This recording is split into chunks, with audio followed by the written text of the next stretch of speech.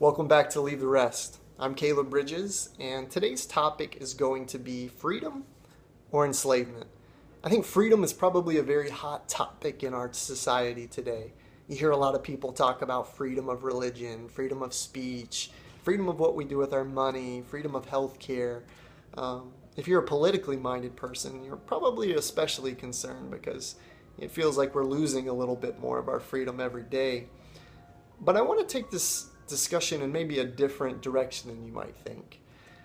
Instead of talking maybe about the freedom or enslavement we are to a government or to other people, I want to ask the question, are we really as free as we think we are? And what I mean by that is, am I really as free from myself as I think I am? Or have I become my own captor?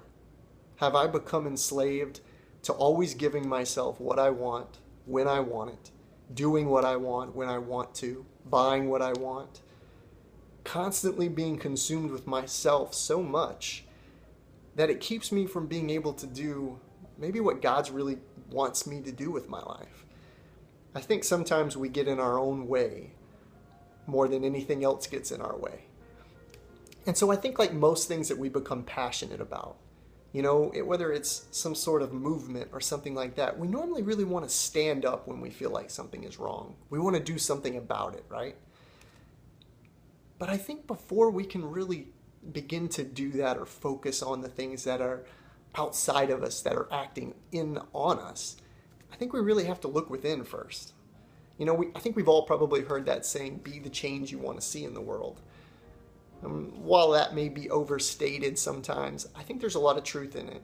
And the truth in it being that I've got to really begin with me. I've got to make sure that I'm working on being free from myself, I think, before I can start making all these claims against other people who are stealing my freedom away from me. And so that's what I want this focus of this video to be, is, am I really as free as I think I am from myself? From all the things that are acting upon me, all the passions, the desires, and eventually the addictions that so consume my life and take my time and my energy, my money and my strength, that there's really not a lot of me left to give to other things. And it really gets in our way of our spiritual walk, and it gets in the way of our relationships. And I think it interferes more than we probably think it does. I think the thing about this type of enslavement is that I'm my own captor. And I think being my own captor means that I'm probably the least likely to notice it. If you think about it, normally it's pretty easy to notice when someone else is taking my freedom from me. If somebody steps in and takes something from me, my time, my money, something like that, well, I notice it pretty quick.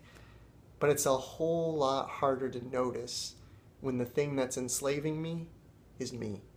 When it's my decisions, when it's my actions, when it's the things I'm doing and the things that I feel like I want.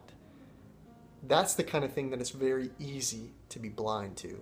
And I think the thing that we have to be especially careful to take notice of. And so that's what I want to talk about.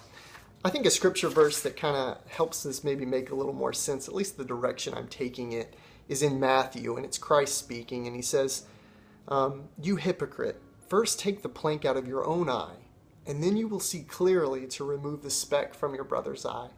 We've all heard that. And I think what that tells us is that, before we start making, these calls on our government or, crying foul play on something about someone else, let me first look within.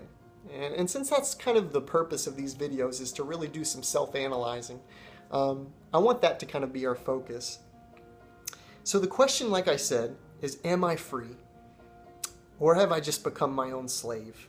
Slave to my love of pleasure, my love of food, my love of sex, my love of anything that makes me feel good, anything that makes me look good.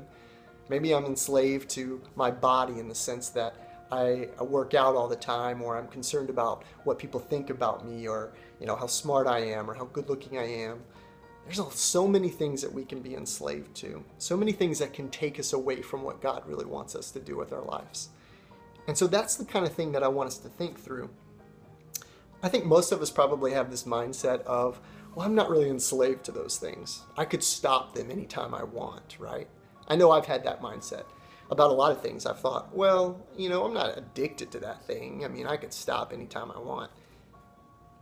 But how do you know if you've never tried?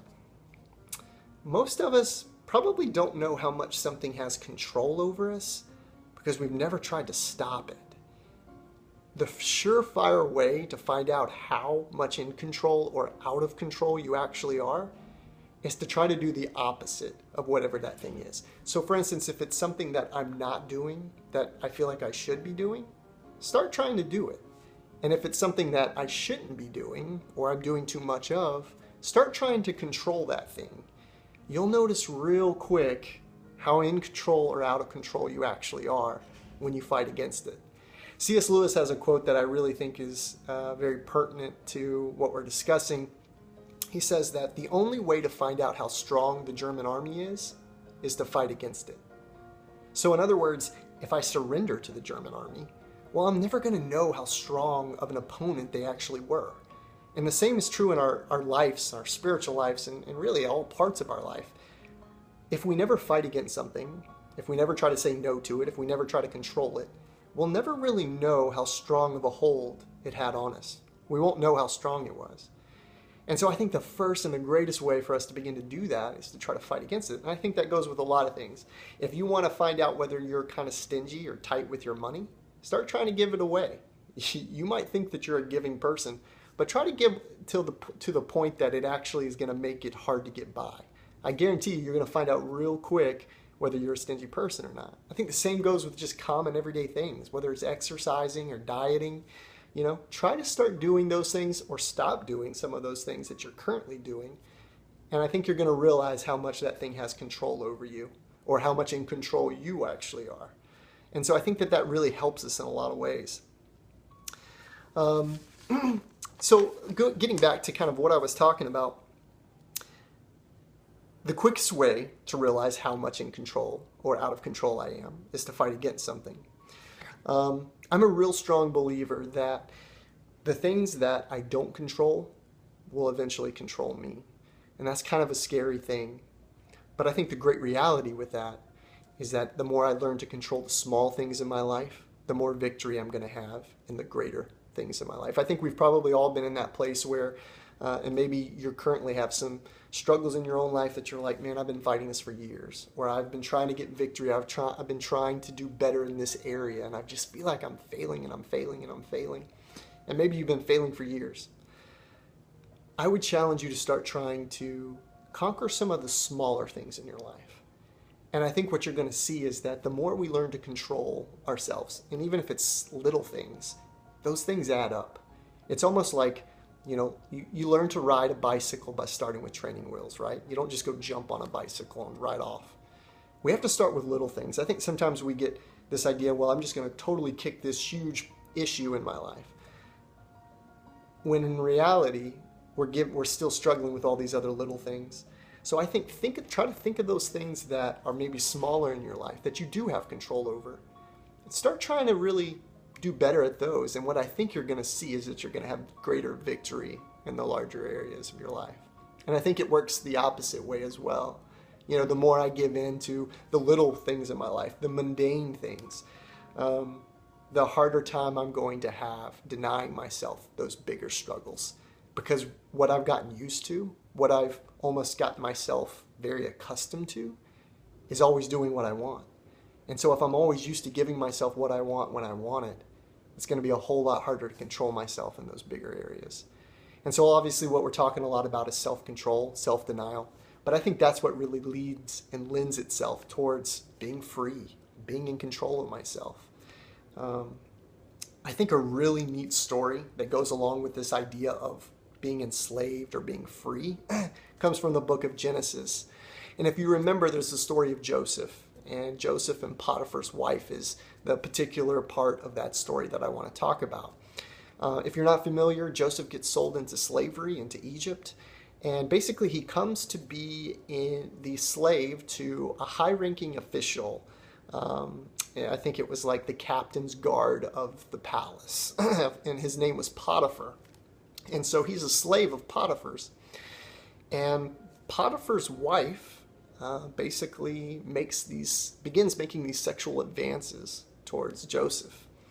And I want to read basically from a short snippet of the book that I'm currently reading. It's a great book on marriage, but it has something really neat to say in relation to this story. And I've just realized that I've actually left the book over here, so I'm going to be back in 1 second.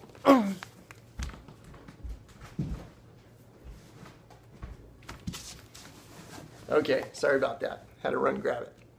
But I think this is just so important, and so I'm going to read it. It says, "Consider the example of Joseph and his master's wife. Joseph was a slave, but not a slave to men, so that even in slavery he was more free than all free men. He didn't yield to the woman," that being Potiphar's wife. "He wouldn't submit to her wishes. On the other hand, she was free, but no woman ever acted more like a slave, begging and fawning over her own servant. But she didn't succeed. Joseph was free, and he wouldn't do what she wanted. This is not slavery, but freedom of the highest kind. Did Joseph's condition of slavery prevent him from practicing virtue in any way? Pay attention to me, both free men and slaves. Which of these two was really the slave? Joseph, who resisted the temptation and ignored her advances, or his master's wife who tried to seduce him?" And I think the neat thing about that story is it's basically talking about here's Potiphar's wife, who is the wife of this high-ranking official with all this power. And then you have Joseph, who's a slave. But which one of them were more in control of themselves? Joseph or Potiphar's wife? Potiphar's wife couldn't even control herself. She had to have Joseph. And here's Joseph, amazingly in control, although technically a slave. And so I think the same can be true with us in many ways, that we can seemingly have all the freedom in the world, just like we do here in the U.S., but at the same time be so enslaved to ourselves that we're no good to anyone else, especially ourselves, and even more especially to God. And so I hope this kind of challenges you. I hope this kind of brings some light to this, and really challenges you to really look within before thinking about all the other ways that people are stealing my freedom. I think the greatest way that we can grow in becoming free within ourselves is to learn to be obedient. Obedient to God, obedient to His commandments, and also obedient to our fellow men. Desiring to serve others, to love other people, to give up what I want for others.